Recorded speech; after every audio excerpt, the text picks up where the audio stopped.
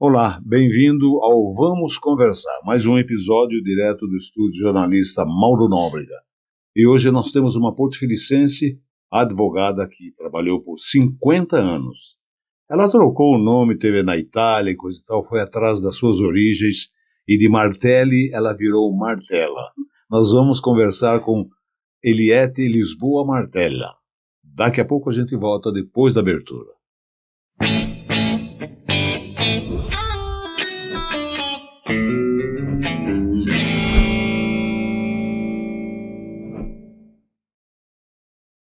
Eliette, muito obrigado por aceitar o convite e vir aqui no Vamos Conversar. Eu fiquei muito contente. São 52 anos de amizade. Que beleza. É muito tempo, né? Muito.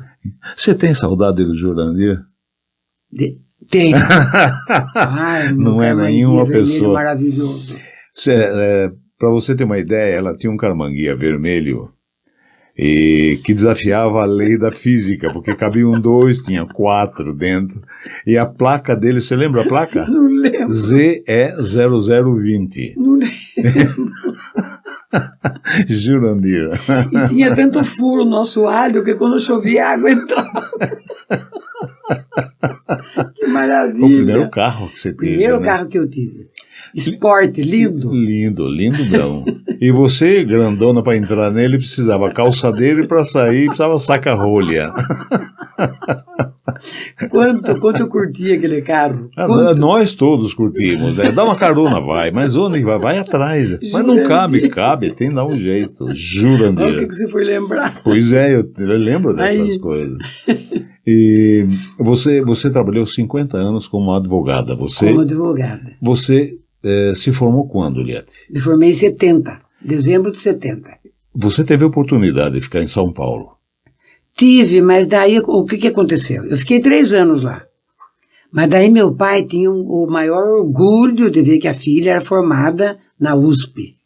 Então ele falou, venha pra cá, seu Sérgio Betiol vai arrumar um emprego pra você na cooperativa. Eu falei, pai, eu não quero, né? Eu já tinha trabalhado na prefeitura, junto com o Maluf. Uhum. Ele era secretário de obras e eu tinha feito desapropriação. Eu fiz um concursinho lá e passei e fiquei trabalhando na prefeitura. Mas daí resolvi voltar. E aí fiquei. Me arrependi de ter voltado. É mesmo? Me arrependi. Você acha que se tivesse ficado em São Paulo... As chances seriam outras, né? As chances seriam maiores. Um centro fantástico, né? E depois todos os meus colegas, porque a São Francisco, na verdade, ela formava não só advogados, políticos, né? Então, os meus amigos, tem gente que está em Brasília, tem gente que está no governo de São Paulo. Então, mas depois que eu vim para cá também, daí já casou, filha, daí também já não tinha mais chance de voltar. Você fez algum curso, especialidade? Não. Nenhum? Não. Era o genérico? Não fiz. Genérico, eu fui aprendendo no dia a dia. Né? Primeiro eu fiz, acho que uns 10 anos, fiz até júri aqui em Porto Feliz. Eu fiz, acho que 10 anos de clínica geral, que a gente ensina. Né? E depois eu vi que eu gostava mais do processo civil. Aí eu comecei a fazer família para defender as mulheres, que eu achava já que as mulheres naquele tempo já eram massacradas, né? Então eu falei, é por aí que eu vou. E depois de família, fiz propriedade, que é uso capião, retificação de área. Gostava de mexer com escritura bem velha, que as escritas à mão. Papiro. Ah, uma delícia, papiro, uma delícia. E assim foi minha profissão. Eu acho que me realizei na profissão. Assim, eu lembro do seu primeiro escritório, né? Me realizei. Do segundo, do terceiro, eu lembro de todos eles, né? Você acha, falando em mulher, qual é a situação da mulher hoje? Eu acho que a mulher avançou muito, avançou muito do que era antigamente, né? Mas ainda falta bastante. O mundo é machista ainda. É machista, é essencialmente machista. O Brasil é muito machista. Eu acho que o brasileiro é muito machista. Eu não sei. O latino, né? É. O latino é. Porque eu acho que a Europa é diferente, né? Estados Unidos não sei porque eu não conheço e quero morrer sem ir lá. Mas, mas a Europa eu não senti. Não senti esse machismo, não, viu? Agora, o brasileiro é essencialmente machista. E, por exemplo, na minha profissão tinha assim. E o que eu percebia? As mulheres, que na época eram assim, de classe média, elas iam no meu escritório, mas elas tinham medo da separação por causa do problema financeiro. Tinham medo de perder o padrão. Dependência. Medo de perder. E as cortadoras de cana, as empregadas domésticas, faziam um churrasquinho, por exemplo, num domingo, o cara bebia, dava um tapa nela, na segunda-feira estavam lá. As cortadoras de cana iam com a roupa que vieram da roça. E falaram, não vou aceitar, não quero mais, eu quero que ele saia de casa. Elas não tinham medo, né? Porque trabalhavam e falaram, eu fico com as crianças, sustento meus filhos e tudo. Então elas nunca tiveram medo. As mais de classe média tinham medo de separar. Queriam saber o que ia ter de pensão, quanto que ia pegar de bens. A sociedade. Principalmente sociedade. Principalmente. Também. Então, isso tudo eu senti. Daí eu falei, vou defender as que precisam mesmo de mais apoio, né? E assim foi. E aí os maridos me odiavam, né? Os que falavam assim, vai procurar aquela advogada, eu vou dar um murro na boca daquela advogada. Ela falava, vá lá, ela está esperando você no escritório. Se não conhecessem e se chegassem. Uma única vez, um deles, que não vou nem falar o nome porque é pessoa conhecida, já morreu também. Eu fiz o divórcio da mulher dele, e aí ele encontrou comigo na rua depois, porque eu mandei ela fazer umas coisas que não eram muito comuns no dia a dia do direito. E ela não acreditou muito em mim. Ela foi perguntar para o promotor. Ela falou, olha, a doutora Eliette mandou fazer isto, isto e isto. Não posso nem contar o que é porque identifica. Daí ele falou assim, olha, eu como promotor não posso falar para a senhora. Mas se a doutora Eliette mandou fazer, faça. Pode fazer do jeito que ela mandou. E aí o cara encontrava comigo na rua, punha a mão fora do carro e fazia assim por mim. Eu fazia assim por ele. Até que morreu. Até que morreu. Depois você esteve 1 ano na Itália. Fiquei 1 ano lá. Você foi atrás das origens. Fui atrás por quê? Porque meu pai era um italiano, assim, ele amava a Itália. E eu falava, pai, por que o senhor não vai, né, conhecer a turma lá? Ele falava, não, eu não vou conhecer, mas ele tinha paixão pela Itália. Ele cantava música italiana, ele gostava de cozinhar, ele era muito italiano. Eu percebi isso nele. E aí ele falou assim para mim, um dia você vai lá. Falei, imagine que eu vou, pai, o senhor tá babando, né? Não vou. Eu não tinha essa ideia de querer ir para a Itália. Depois que ele morreu, eu fiquei tão triste com a morte dele, que eu falei assim, agora eu vou resgatar a origem dele lá, eu vou lá fuçar. E aí, na época ele tinha dado um pedacinho de papel para mim assim, ele falou assim para mim, isso aqui estava escrito Teresa não sei do que lá. Ele falou, essa era a prima do meu pai. Mora em Massachusetts, então ele falava Massachusetts. Eu falei, mas onde eu vou parar em Massachusetts? Nunca vou para lá. Ele falou assim, mas ela mora lá. Guarde esse papel porque você vai precisar dele.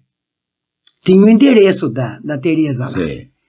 Você acredita que foi através desse endereço que eles moravam em Massachusetts? Eu não falo inglês. Eu escrevi uma carta em português, Mário Batistella traduziu para mim, mandei a carta lá. Pois responderam, através deles que falaram, não, nossa família é de Pescolantiano, é sul da Itália, eles que me deram todas as dicas para eu ir atrás da cidadania. Eu fiquei 2 anos correndo atrás, até que eu consegui a minha cidadania italiana, né? E falei, agora eu vou para lá, agora eu quero ir lá para conhecer ele. Ah, você conseguiu aqui? Consegui aqui. E depois que você foi? Depois que eu fui com o passaporte italiano. Já fui com o passaporte italiano. Tá. Daí conheci a família inteira lá. E você mudou o nome lá? Não, mudei aqui. Aqui? Aqui que já foi mudado. Eu pensei que você tivesse ido. E feito lá, não. Através dessa família de Massachusetts, eu escrevi para os cartórios da região, Pescolantiano, uma cidadezinha com, acho que 2.000 habitantes, bem na montanha, lá em cima. E aí eles falaram, mandaram a certidão, e meu avô chamava Luiz Antônio Martella. Já mandaram a certidão italiana dele. Aí eu já corrigi tudo aqui. E daí você se tornou também especialista em cidadania italiana. Daí eu fiz acho que uns 20 anos de cidadania italiana. Nossa! Fiz. Porque daí Itu tinha um patronato italiano e eu fiquei muito amiga dos italianos de lá. Então eles falaram, eu gostei do seu trabalho, então nós vamos dedicar todo mundo para fazer com você. Então eu fiz bastante. Que legal. Fiz gente de Sorocaba, de São Roque, Itu. Daqui de Porto Feliz mesmo tem bastante gente que fez. Aqui é uma cidade que tem muito italiano, né? Sim, nossa. Tem muito italiano. E tem muito palmeirense, por isso. Tem. Eu falo que tem mais palmeirense que corintiano. Ah lá. E tem mesmo. E tem. Né? Mas tem muita família italiana aqui. Tem. Muito descendente. Agora, o que você ficou fazendo na Itália durante esses 12 meses que você... O que eu fiz, primeiro, eu não podia advogar. Porque eu fiz curso de italiano aqui, mas eu tinha que conhecer o italiano em termos jurídicos, específicos do direito, né, que tem uma terminologia diferente, né, própria. Então, essa terminologia eu não tinha.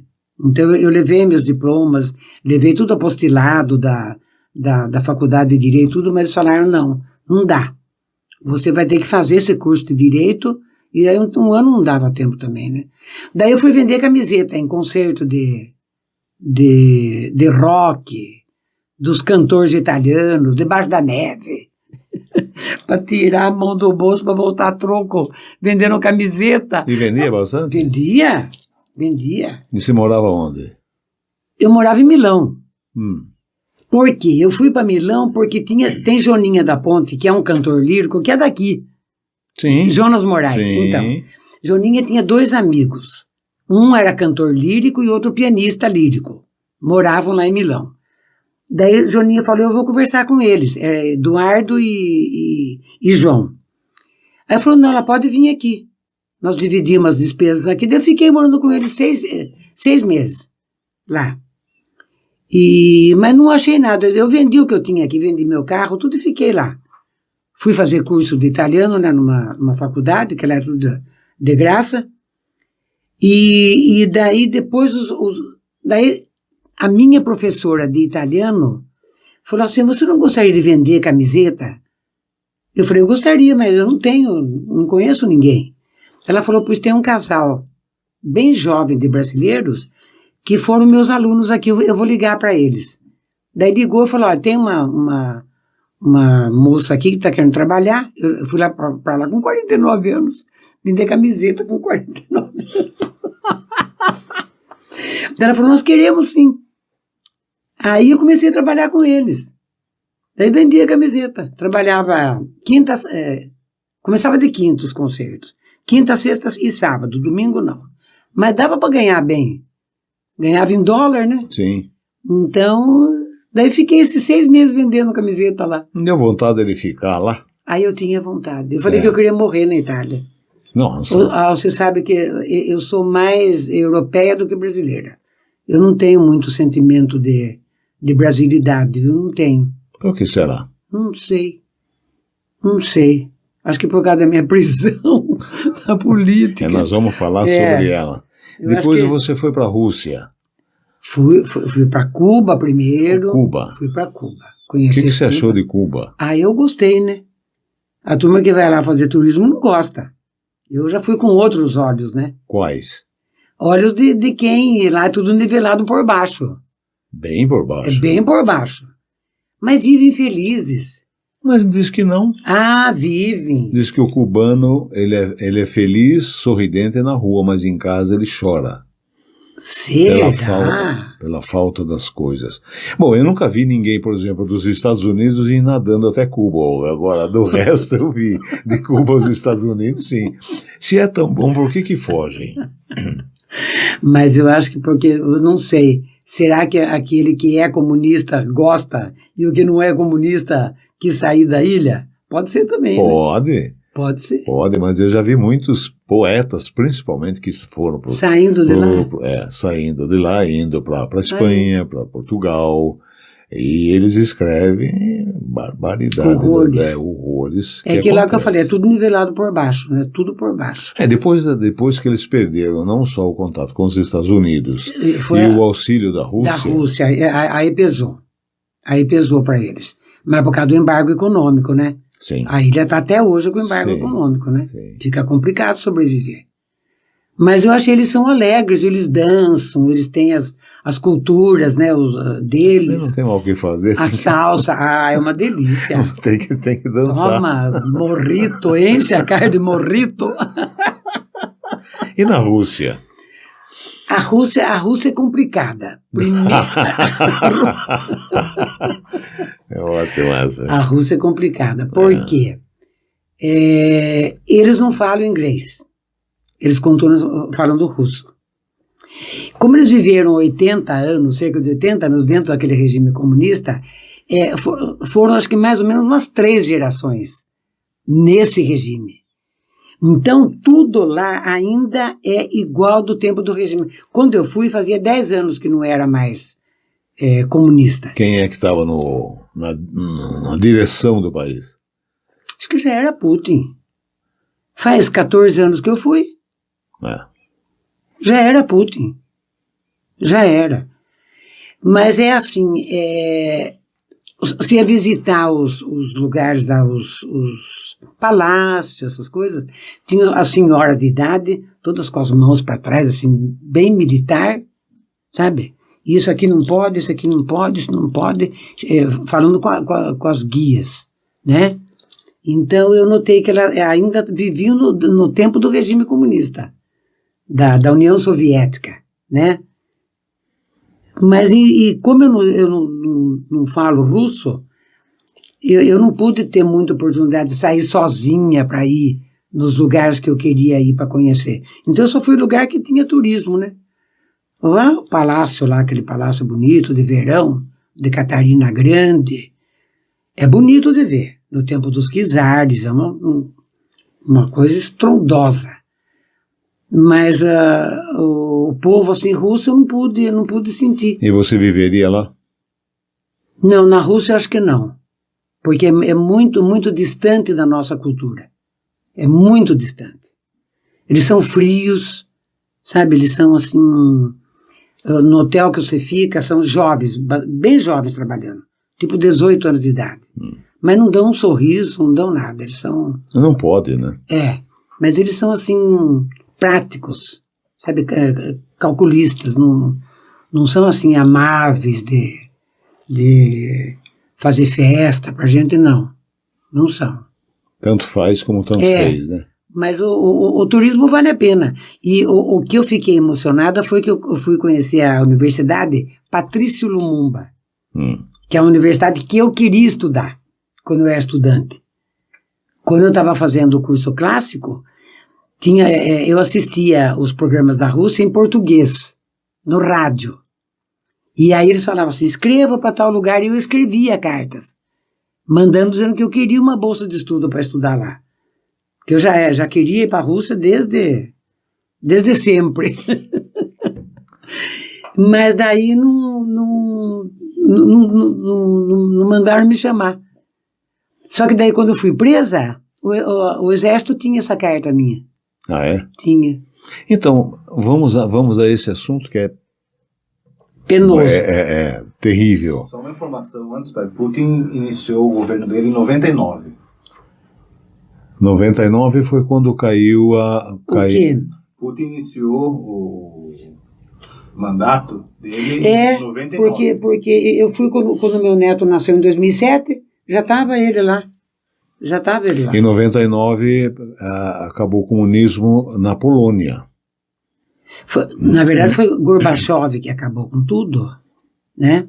Tanto que você vê, ele morreu agora essa semana, não teve nem honras de Estado, porque o Putin acha que ele que desgraçou a União Soviética.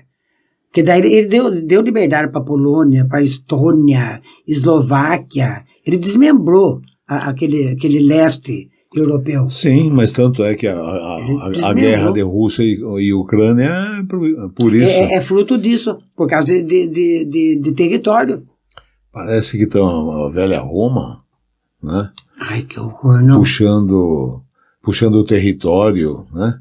Mas na Polônia eles não podem ouvir, você não pode falar em comunismo. Não Polônia. Romênia, né? Romênia. A Romênia já é mais pobre também. O filho de Cleide toca numa banda de rock lá, chamada Bucovina. Ele toca lá. Bom, e daí, Liette, e quando que você foi presa e por quê? Eu fui presa em 69, eu estava no 4º ano da faculdade. Porque eu era militante lá. Mas militante de ir para a rua, para pichar a rua, abaixo da ditadura. Panfletar, passeata. E a gente ia para São Bernardo com a turma do Lula. Nós sempre saímos junto com a turma do Lula. Zé Dirceu era o líder estudantil da faculdade, não só da minha, da USP toda. Ele fazia filosofia lá, na época. Inteligentíssimo, mas você vê, a inteligência não serviu para muita coisa, né? E daí você foi... Serviu para muita coisa, a gente sabe o que ele queria, mas não deu certo. E daí você foi presa? Daí, lá, atuando. Daí eu arrumei emprego na prefeitura, que eu fui trabalhar lá.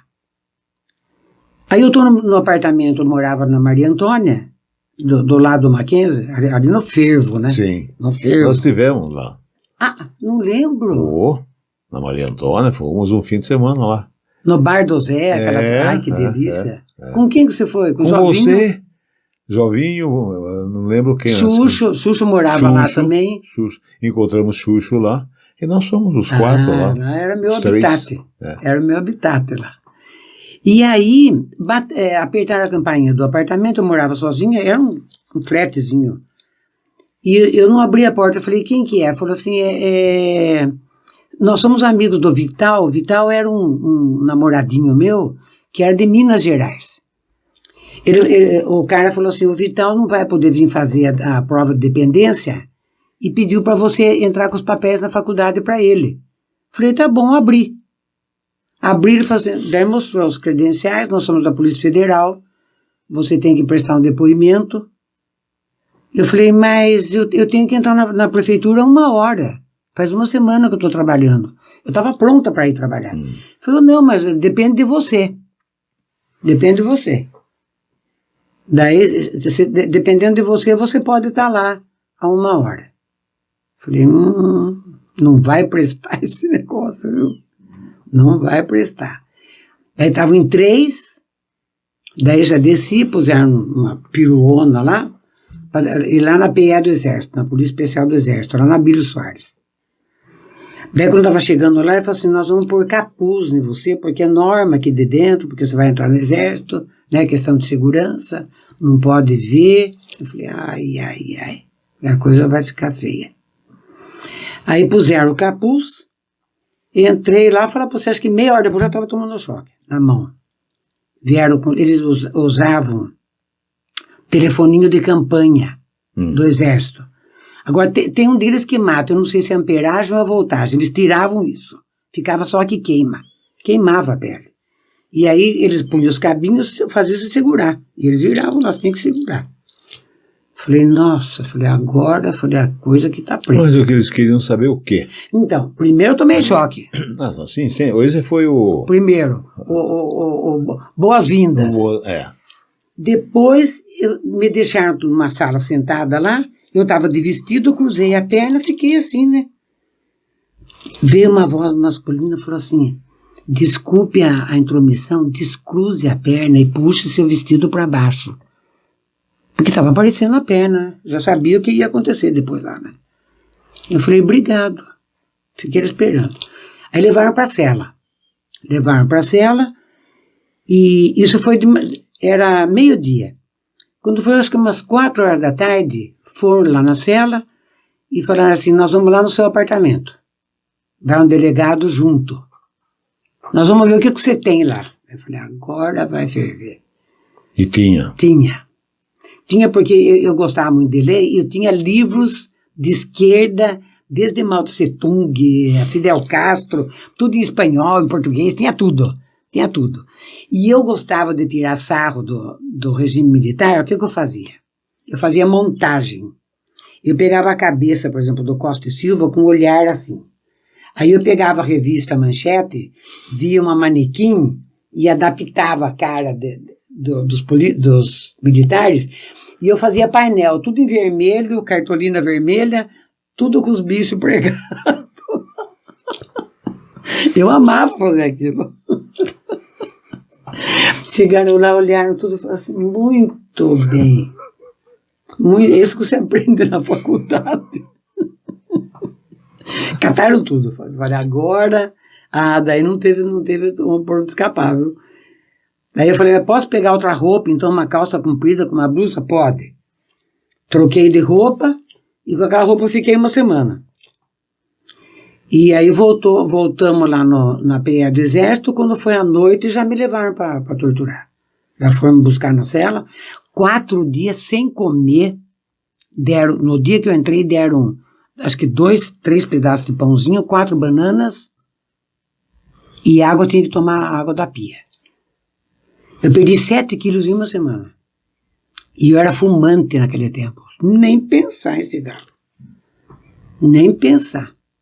Você saiu dali, da Bílio Soares, e foi para onde? Para Tutóia? Fui para Lopes. Tutóia. Não, Tutóia não tinha aquele tempo. Não? A tortura era toda feita lá na Bílio Soares. Ah, é? Era ali dentro do Exército.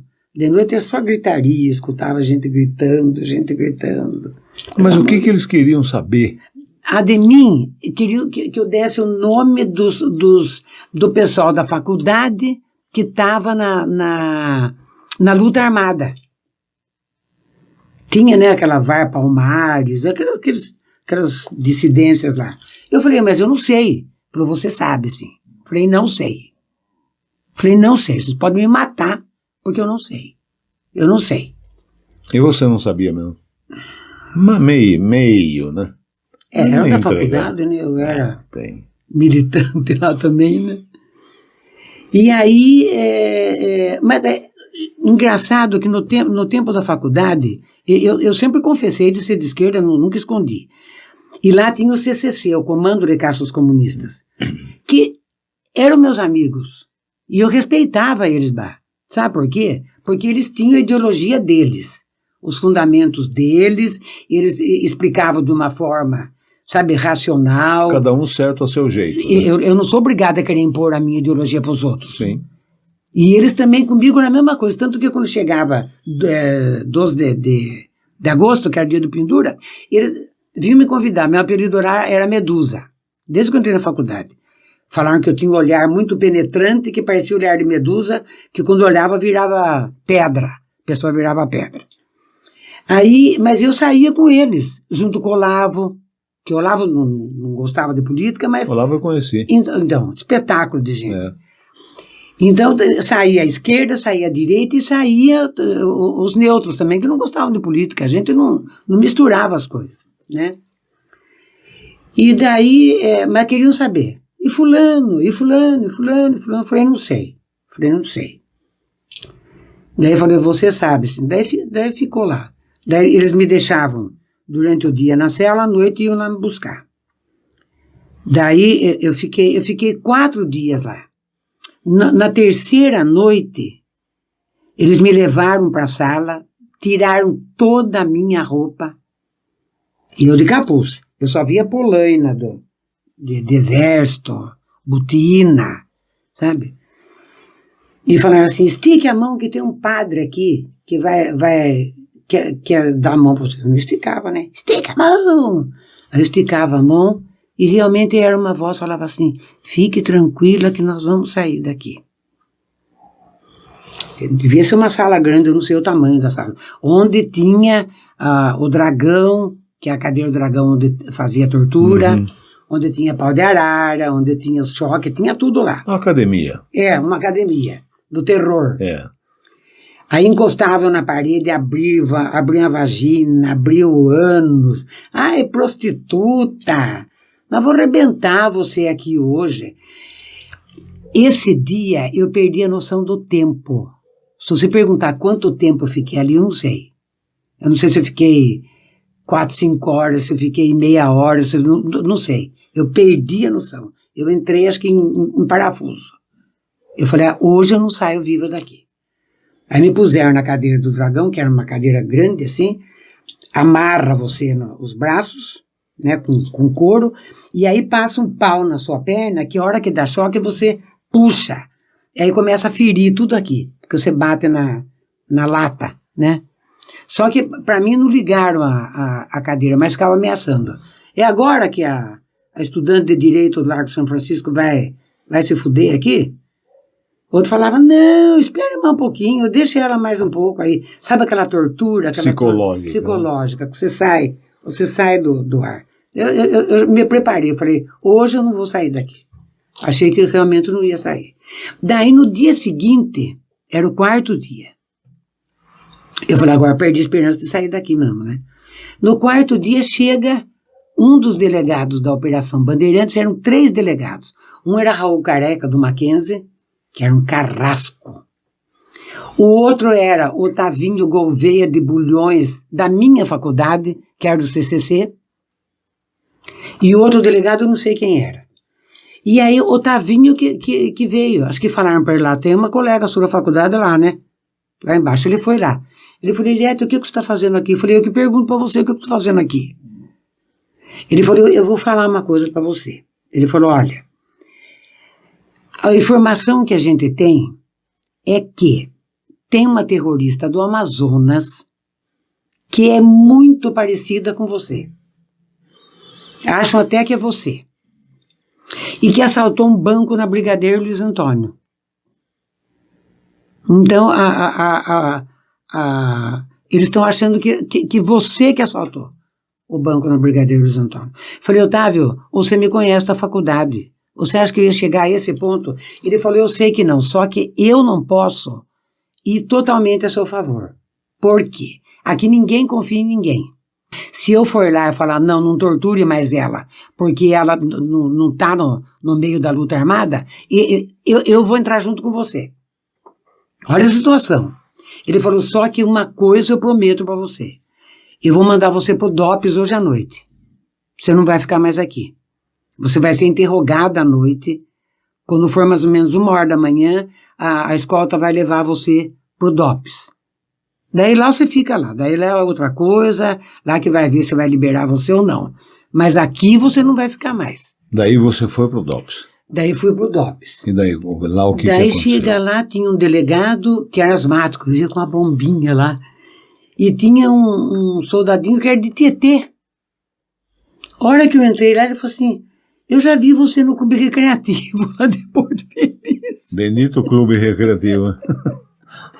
Eu falei, olha o que eu tô fazendo aqui. Daí comecei a chorar, né? Daí desarmei, né? Daí ele falou, mas aqui não tem tortura. Aqui quem tá aqui já passou por lá, já tá na cela aqui, vai esperar o processo, vai ver como é que vai fazer, né? Daí o delegado, esperei acho que 1h e pouco sentada lá, o delegado me chamou e falou assim, não tem vaga para você aqui, eu vou ter que mandar você de volta lá pra PR. Eu falei, por favor, o senhor não me mande, eles vão me matar lá. Eu falei, senhor, por favor, põe aí na cela dos homens aqui de esquerda que estão aqui, que eu não tenho medo deles, pode pôr eu junto com eles. Ele falou, então nós vamos esperar. Depois, acho que de umas 2 horas, desocuparam uma cela lá, para mim. Né, puseram, tinha uma cela grande, onde estavam, inclusive um amigo meu de faculdade, que era João Leonardo da Silva Rocha. Ele foi preso porque ele participou do sequestro não sei se foi do von Holleben ou do Elberich, era o embaixador alemão e o americano. Um dos dois ele participou. E daí ele foi trocado junto com o Zé Dirceu, com tudo, e foram embora para Cuba. Depois ele quis voltar, ele voltou e foi assassinado aqui no Brasil. Ele morreu. Era estudante lá da faculdade. E era da Bahia. E aí arrumaram um lugarzinho para mim, fiquei mais o resto, acho que eu fiquei uns 8 dias em tudo. Mas daí esperando lá, né, subir, deu depoimento, mas também não liberavam, mas também não teve tortura. Não teve. Aí essa cela grande que tinha um professor de química, tinha um médico, tinha João Leonardo. Eu queria tomar banho, eles me deram toalha, né, para o guardinha me acompanhar até um lugar lá. E aí, cheio de fio. Imagine que eu ia pôr a mão para ligar o chuveiro. Aí ponho toda a roupa de novo, falo pro guardinho, por favor, ligue para mim, porque eu não tenho condição de pôr a mão nesse negócio aí. Então, trauma. Olha, falar para você, acho que deve fazer, acho que só uns 3 anos que eu consigo trocar uma lâmpada. Verdade. Eu não conseguia, não. Porque depois que eu fiquei pensando, na época eu precisaria de um suporte psiquiátrico, né?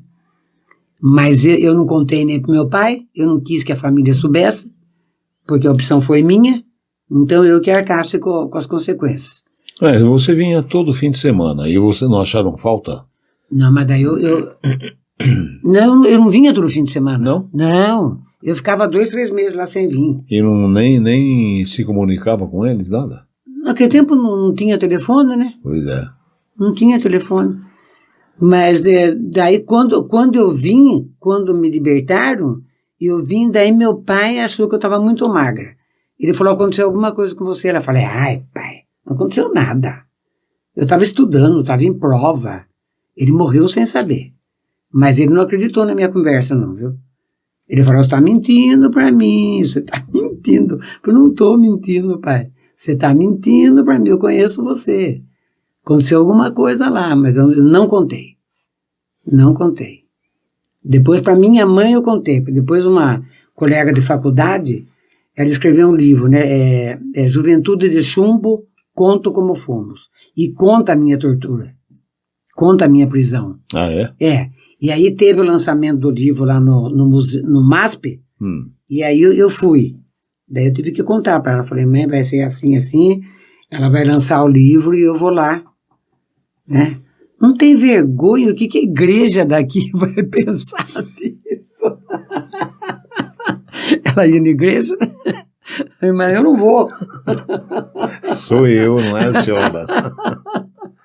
Ela falou, que vergonha, ainda bem que você não contou pro seu pai isso aí. Eu falei, talvez ele entendesse, né? Talvez ele entendesse, ele era um sábio. Era mesmo. Mas daí, depois de acho que 4 dias, daí me chamaram lá e falaram, você pode sair, mas tem uma coisa. Se você for contar pro pessoal da sua faculdade o que você passou aqui dentro, você volta para cá e não sai mais. Você saia daqui e não abra a boca. Pensei, falei, tá, aqui. Mas fui direto no 11 de agosto. Peguei um táxi e fui direto lá. Tava aqui, né, colher aqui, 8 quilos mais magra, 7, 8 quilos. E a turma da faculdade me procurando, né, inclusive os caras do CCC, que não estavam em contato com o Otávio, né. Foram na aeronáutica, foram na marinha, tudo quanto era lugar. Não me acharam. E daí contei para todos eles. Daí veio a imprensa, veio o Zé Carlos Dias, que também era advogado, né, dos presos políticos. Veio a imprensa internacional, veio a imprensa da França fazer entrevista. Contei tudo, contei o que eu estou contando para você, contei tudo para eles também. Daí publicaram tudo também lá para fora do país, andaram publicando tudo. E não houve essa retaliação pelo fato de você falar? Ninguém voltou buscar você? Houve. Eles ficaram 6 meses atrás de mim. Porque daí, por exemplo, eu ia pegar o ônibus lá na rodoviária, aquela rodoviária que tinha lá. Então, às vezes eu estava lá no... Barra Funda. Esperando ali, vinha batendo no meu ombro. Olhava para trás, vai para onde? Falava, vou para Porto Feliz. Que dia volta? Eram eles. Estavam seguindo. E mesmo lá no prédio onde depois eu saí da Maria Antônia, fui morar lá na Rua Humaitá. Mudei. Saí lá do fervo da Maria Antônia.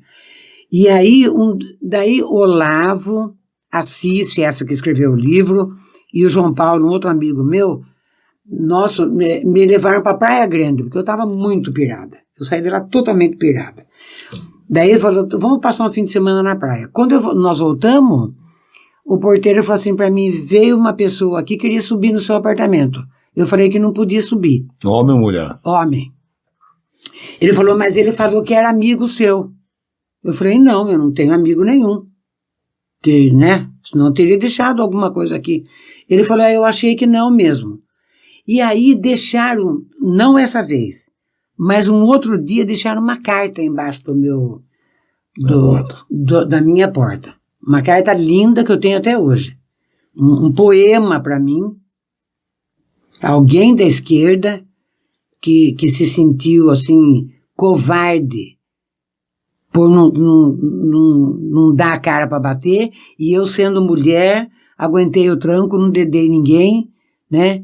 Então ele tem um texto que fala assim, e nós, homens de merda, que trememos e morremos de medo, e ao mesmo tempo faz uma apologia à minha coragem por eu não ter dedado ninguém. Tanto que a faculdade inteirinha me respeita até hoje, os que passaram por lá, porque eu falei, pode me matar, que vocês não vão saber o nome de ninguém de mim. De mim vocês não vão saber. E tudo isso fortaleceu você, né? Ai, muito. Na vida, inclusive. Fortaleceu. Pode ter traumatizado, mas... Traumatizou, mas eu passei a enxergar as coisas de um prisma diferente. Por exemplo? Por exemplo, assim, que eu tinha que lutar mais pela esquerda. Ah, é? Que tinha que lutar mais. Estava pouco aquilo que os estudantes fizeram, sabe, para derrubar o regime. Tanto que não derrubou. Eu fui preso em 69, eles saíram em 80 e pouco. 85. E, pois é, ficaram desse tempão ainda lá. Então, você vê, eu achei que foi tudo pouco. Muita gente morreu, muita gente saiu de lá mutilada.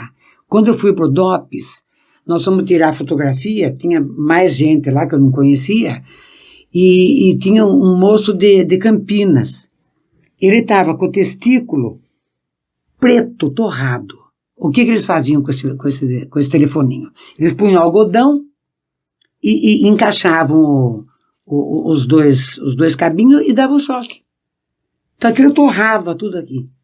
Eles todos machucados, sabe? Não podiam nem andar. Um horror. Na cela que eu fiquei, tinha um outro rapaz do lado, ele batia na parede para querer falar comigo. Eu tinha medo. Não sabia quem porque era. Não sabe, porque lá dentro do exército também, uma das noites veio uma senhora de idade já. Eu tinha, quantos anos? Eu tinha 20 e poucos anos, acho que eu tinha 24.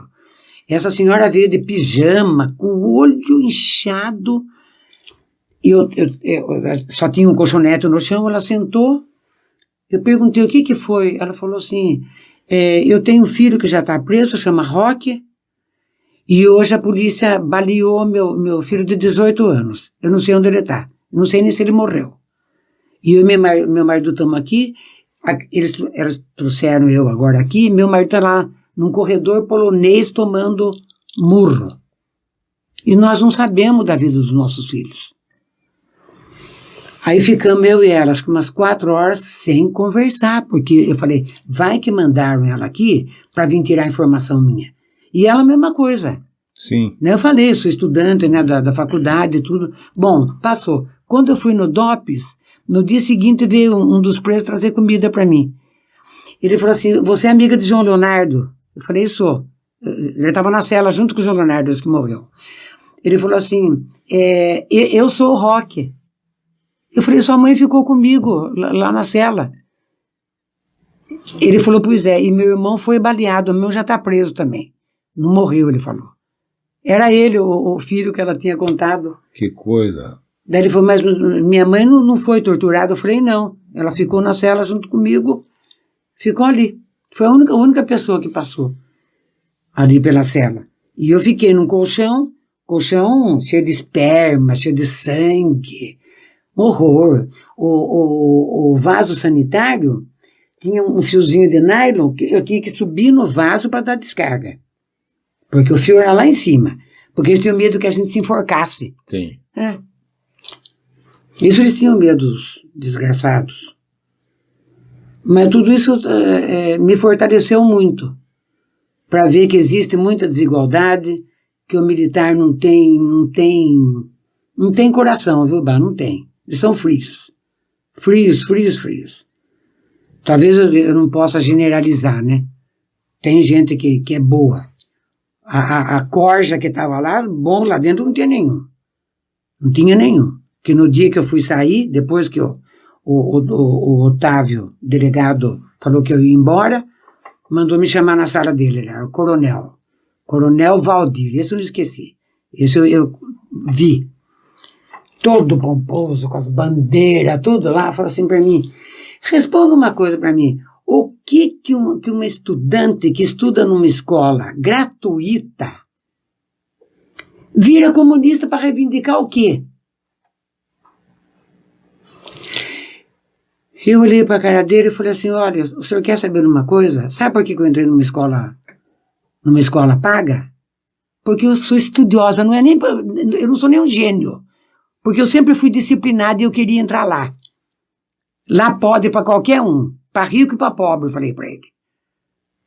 Não precisa ser fardado para entrar lá dentro. Eu falei, por sorte, eu estou lá dentro. Esse sorrisinho de meia boca, assim, de cinismo. Depois de ver aquele estado, porque eu estava demolida. Sabe, ele não tem o menor respeito. Mas nenhum respeito. Agora, deixa eu fazer o papel do advogado do diabo lá. Faça. Diante na época, eu sei que foi uma época difícil, mas o que você acha que poderia ter sido feito contra o comunismo, que assaltava banco, que matava, que sequestrava? O que isso podia representar? Você acha que podia fazer uma coisa assim? Todo mundo podia fazer todas essas coisas e não, eu acho que tinha que ter feito uma revolução, tinha que ter feito, para tirar o militar de lá. Demorou muito para tirar. Eles fizeram muito estrago no país. Eu achei que, sabe o que aconteceu? A esquerda se dividiu muito. Daí tinha a linha mais radical do Araguaia, tinha o Partido Comunista, chamado de Pessegueiro, o partidão, que era contra isso. Pessegueiro, era o PC. Então, a esquerda se rachou muito, acho que muita vaidade. E isso prejudicou. Para variar? E isso prejudicou. Rachou muito. Ficou, sabe, Polop, que era Partido Operário. Foi dividindo. Dividiu muito. Dividiu muito. Acabou enfraquecendo o movimento. Então você acha que e por isso que não houve uma revolução? Eu acho.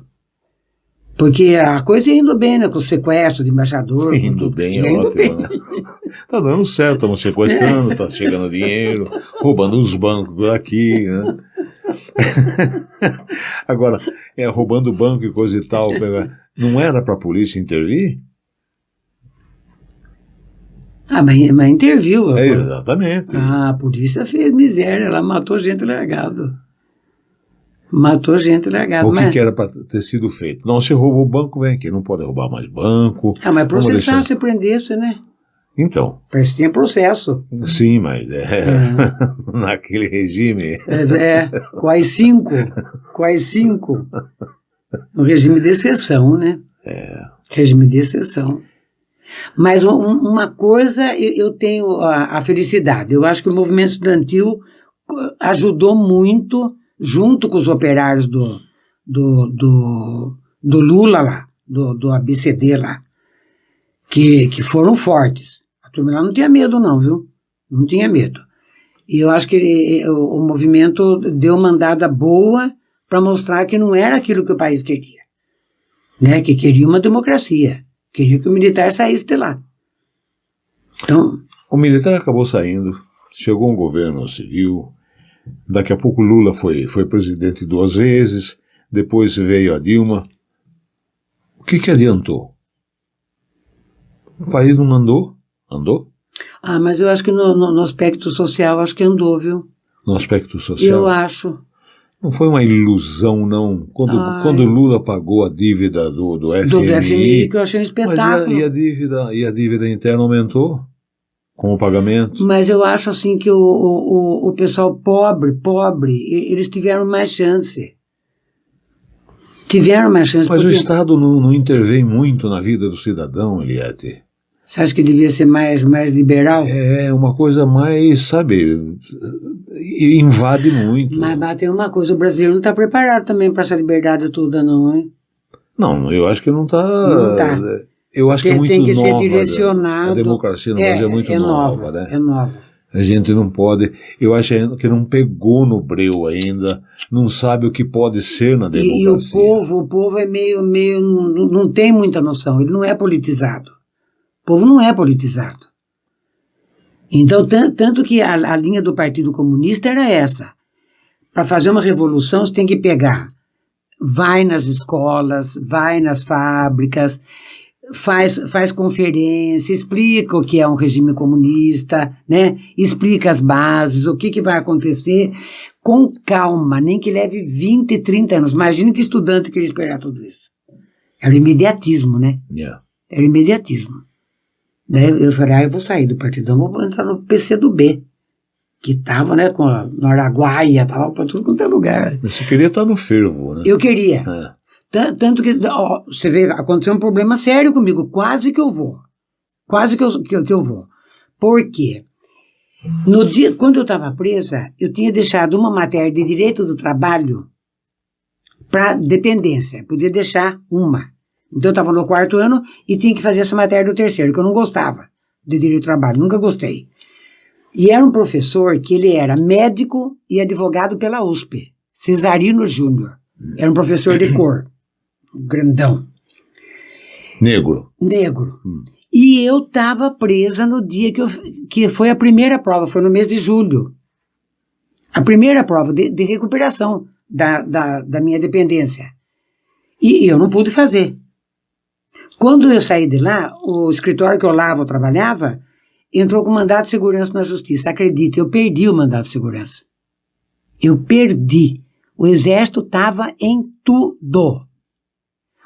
Posteriormente, depois que eu já estava aqui em Porto Feliz, que eu fui querer pegar minhas certidões, peguei do DOPS e peguei tudo, eu pedi para um amigo meu advogado ir lá no fórum da João Mendes para pegar a cópia desse mandato de segurança. Desapareceu. Não consta lá. E eu pedindo para fazer uma nova prova. Como é que eu podia estar em 2 espaços ao mesmo tempo presa? Yeah. Perdi. Bom, aí eu tinha mais uma chance só, em dezembro. Eu avisei os meus amigos lá, falei, gente, o negócio é o seguinte, eu não tenho condição de estudar. Eu pirei. Eu falei, se eu não passar na prova do professor Cesarino, no dia seguinte eu cato minha traia e vou embora, vou partir para a clandestinidade e vamos ver que bicho vai dar. Vamos ver que bicho vai dar. O que os meninos faziam? Iam onde eu morava, eu sentava numa cadeira e ficavam lendo para mim. Tinha 30 pontos de direito do trabalho. Eles liam, eles ficavam assim olhando. Eu não conseguia me concentrar, não dava. Aí, bom, chegou o dia da prova, Olavo foi comigo. Falei, Olavo, vamos ver o que vai dar. Entro lá na sala, estava o Cesarino Júnior, ele tinha 2 assistentes. Os alunos da São Francisco se pelavam de medo dele. Pelavam. Porque ele era muito reservadão, então a turma falava que ele era de direita. Mas ninguém sabia se ele era casado, se não era casado. Ele era bem fechado. Ele era de Campinas. Daí, ele me chamou na banca. Você vem fazer prova aqui comigo. Falei, justo com ele. Falei, massacrar. Né? Eu de esquerda, ele de direita. Sorteou o ponto lá, caiu o ponto número 30. 30 era o pior ponto. Eu tinha 30 antes. Você estava com tudo. Não sabia nada. Ele falou assim, o que a senhora sabe desse ponto? Eu falei, nada, professor. Eu não sei nada. Ele ficou olhando para mim e falou assim, muito bem. Qual que a senhora sabe? Eu falei, esse é o ponto número 1. Ele falou, então fale o número 1. O que era direito, divisão do direito, falei mais ou menos. Ele falou, agora vai com a doutora Nair fazer cálculo de férias, 13º, imagino que ia fazer cálculo. Ela dava a coisa na lousa, eu olhava assim. Acho que eu fiquei, sabe, meio... Lelé. Fiquei. Aí saí de lá, falei, Olavo, amanhã, meu filho, você não vai mais encontrar sua amiga aqui. Eu vou embora. Eu vou partir para a clandestinidade. Agora eu vou para vingar tudo que fizeram comigo, esses filhos da puta aqui. Agora eu vou. Daí, o Olavo falou, calma, calma. Ficamos lá até 12:00 e pouco para esperar a nota. Sabe quanto que o Cesarino deu para mim? Não vai acreditar. 8. Nossa.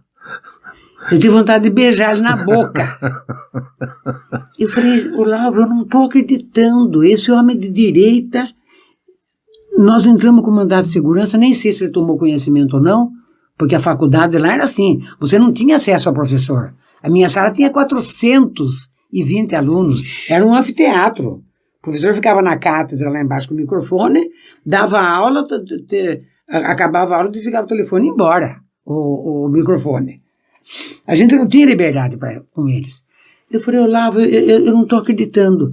Daí veio um senhor que cuidava das becas da faculdade. Os professores davam aula de beca. E ele falou assim, passou com o Cesarino? Eu falei, passei. Eu falei, mas eu não estou entendendo. O senhor conhece a vida do professor? Porque eu não estou entendendo. Ele falou, é fácil de entender. O mandado de segurança que a senhora entrou veio aqui para a diretoria, para comunicar a diretoria da faculdade. E todos os professores tomaram conhecimento, inclusive o professor Cesarino. Tá. E o professor Cesarino, ele falou, parece que foi, agora não lembro a data, ontem eu até procurei na internet, mas não consegui lembrar. Parece que ele me falou que na Revolução de 32, ele tinha um filho que já estava na faculdade. E aí, como São Paulo brigou, né, com Getúlio, com aquelas coiseiras lá, foram fechar aqueles portões da faculdade, aquilo é de ferro de, não sei quanto é aquelas arcadas lá, aquelas portas da frente. Imprensaram o filho dele e o filho dele morreu. Morreu num desses movimentos. Tá.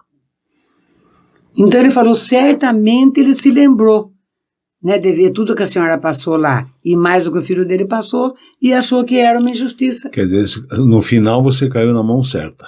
Caí na mão certa. Depois eu acompanhei, ele escrevia no Estadão, tudo quando eu vim embora para cá. Daí ele morreu em 2002, parece que ele morreu. Já com 80 e poucos anos. Mas nunca eu pude ter a oportunidade de chegar e falar, professor, obrigado, o senhor me livrou de ir para a clandestinidade. Agora, Liette, tá, você é de esquerda, você é comunista, tudo bem. Agora, comunista nem existe mais hoje. Nem existe, né? Nem tem mais. É socialista agora, hoje. Socialista. É a antessala do comunismo. É a antessala. Não é? É mais suave. Mais suave. Você acha que o comunismo daria certo no Brasil?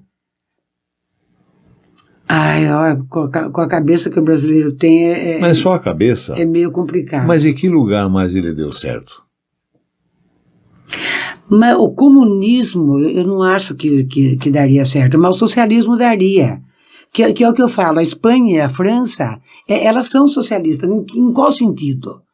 A educação e a saúde pertencem ao Estado, o resto é privatizado. Então dá para você...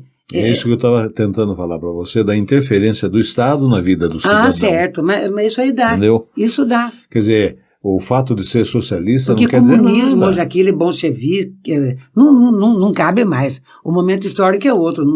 Nem na época. Cá entre nós, não cabia, né? Não tinha jeito. Já era rixa com os Estados Unidos, né? Era oposição mesmo. A gente vê hoje Coreia do Norte, a própria Cuba, sabe?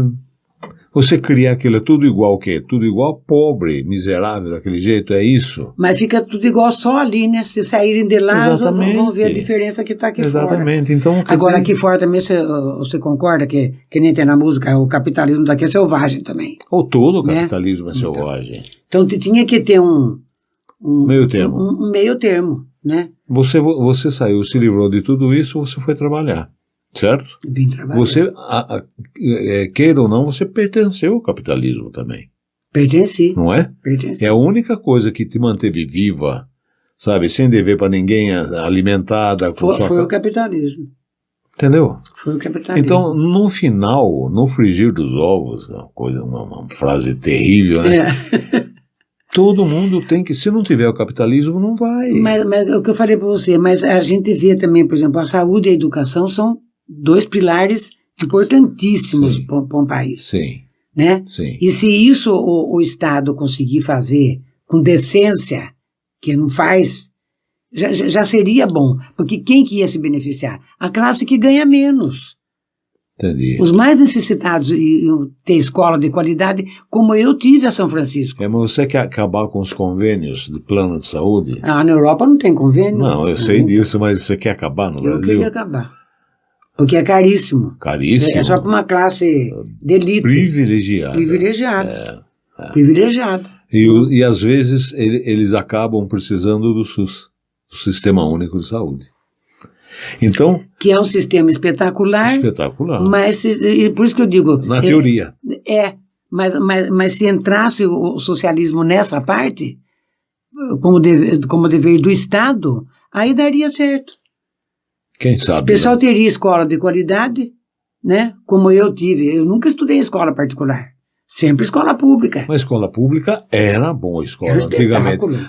A nossa geração ainda pegou escola pública que valia a pena, Eliette. Eu aprendi latim na escola pública. Latim. Você acredita que eu falo um pouco do latim até hoje? É um pouco, né? Quosque tande abuteri Catilina, paciência nostra. Ahá! Até quando, Catilina, abusarás da nossa paciência? Só no latim. Ai, Jesus. Escola pública. O que você acha dos advogados de hoje? Agora você está numa posição de poder analisar, aposentada e coisa e tal. O direito hoje, como é que é exercido, como é que é ensinado os cursos de direito. O que você acha? Eu acho que os cursos estão fracos, viu? Fracos. Eu acho. O advogado sai de lá com dificuldade para começar a carreira. Mas penso eu. A OAB continua com apenas 10, 12% que fazem o Mas a OAB é culpada, viu? né? É culpada. Eu sempre critiquei a OAB desde quando eu atuava. Por quê? Porque a OAB ela permitiu que esses cursos se instalassem no país. Não era para ter permitido. Ou pelo menos que fiscalizasse. Não fiscalizou. Não fiscalizou. Agora fica todo mundo criando cursinho, para pegar dinheiro de cursinho, para o aluno poder ter chance de pegar o diploma, de pegar a carteira de advogado.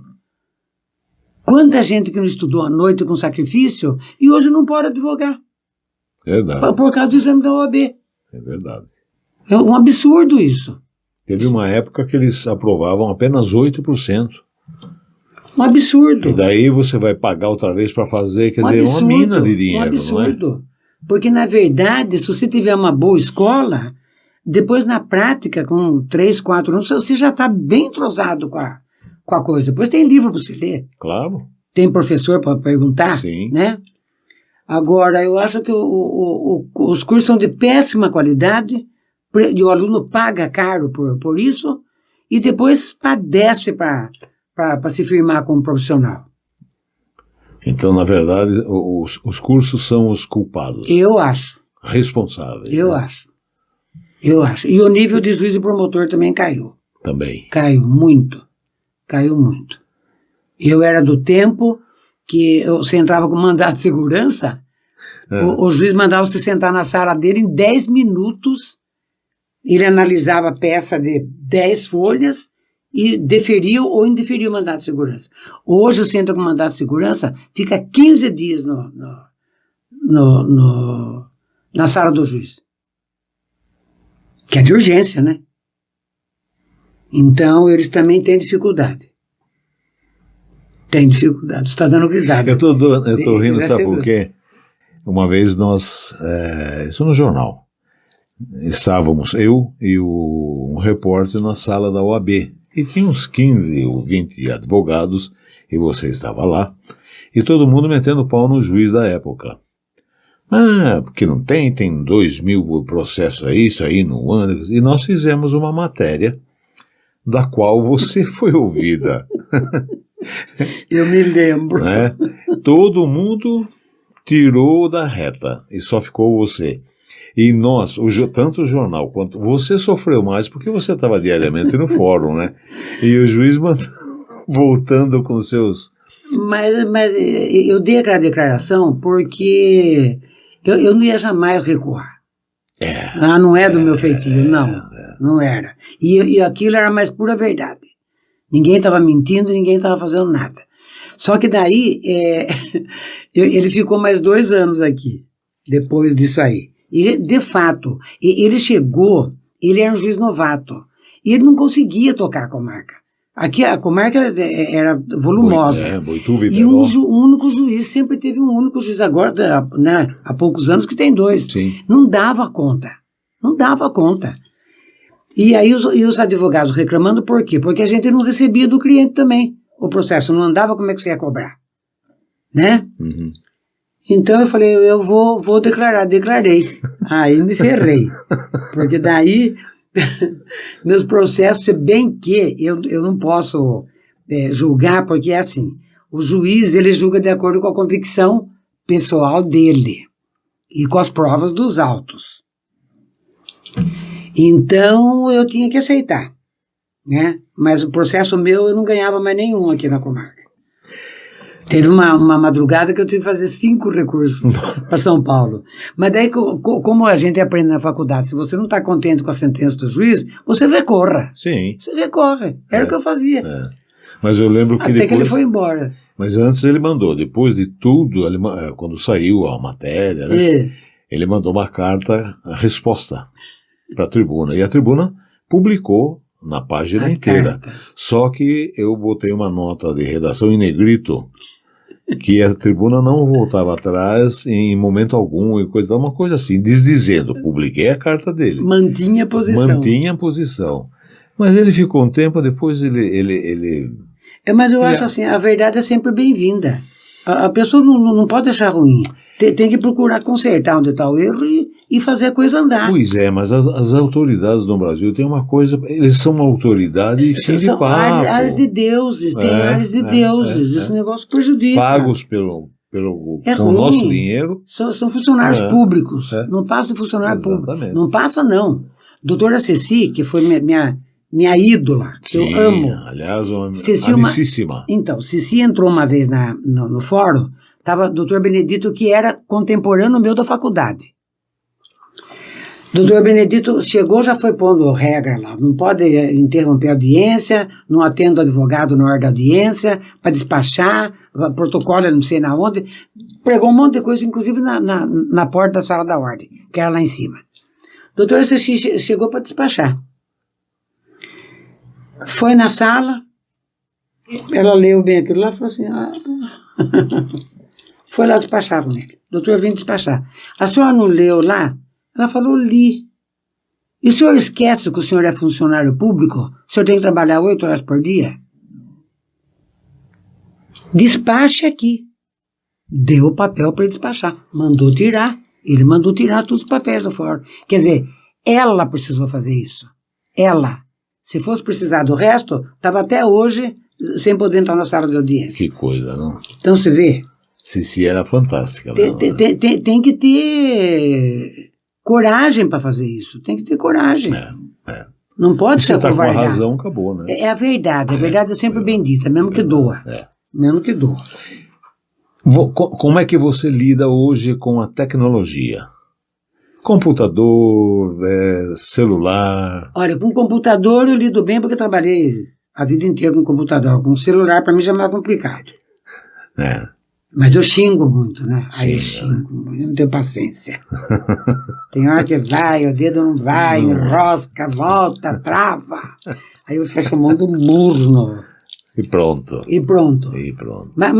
Mas eu tenho uma coisa boa também.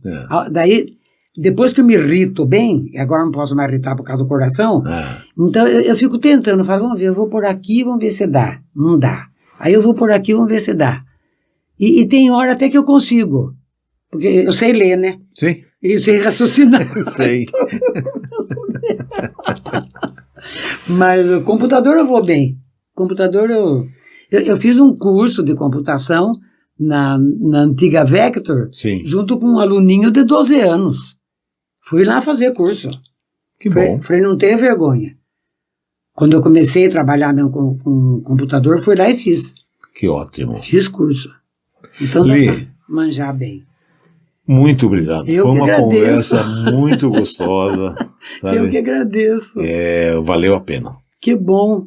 Valeu mesmo. Muito obrigado. Que bom, eu fico muito feliz Beijão pra você. de contar. O que é autobiografia precoce? Eu que agradeço, viu? Eu agradeço. Obrigado. E a você que ficou com a gente, muito obrigado. Se inscreva no canal, comente, dê like, compartilhe, tá bom? Até o próximo convidado.